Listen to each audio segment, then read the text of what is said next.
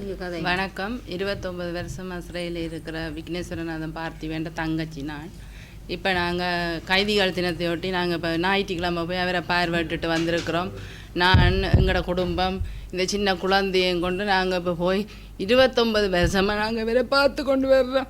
எங்களுக்கு ஒரு விடுதலை, அவருக்கு பொது மன்னிப்பு அளித்து அவருக்கு விடுதலையை கொடுக்கணுமென்று தான் நாங்கள் கேட்குறோம். ஏன்னா எங்களுக்கு இந்த பிள்ளைகளை நடிலும் கூட்டி கொண்டு போயிருக்கல. நாங்கள் இதோட எத்தனையோ தரம் கேட்டுட்டோம். ஜனாதிபதிட்டு அவருக்கு பொது மன்னிப்பு கொடுங்கோண்டு.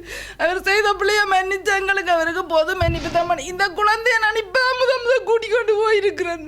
இதுக்கு முன்னுக்கு வேட அண்ணா பிறந்தவர் அவரை கூட்டிக்கொண்டு போனாங்க. எங்கட பிள்ளைகளை கூட்டிக்கொண்டு போய் நாங்கள் போய் அப்படியே எத்தனை இப்போ வர தை மாதம் வந்தவர் 30 வருஷம் ஆச்சு. 30 வருஷத்தில் ஒரு தன் வாழ்க்கை ஜெயிலே முடியுமெண்டா அவர்கிட்ட வாழ்க்கை சரியான கொடுமையான வாழ்க்கையாக இருக்கு. அவரும் எப்போதான் என்ன விடுவினோம் ரெண்டுட்டாங்க எங்களை பார்த்துட்டாலும் என்ன தான் அடுத்த முறை என்றாலும் எங்களோட வந்து சேர்ந்துருவான்னு சொல்லி தானே அவர் இருக்கிற.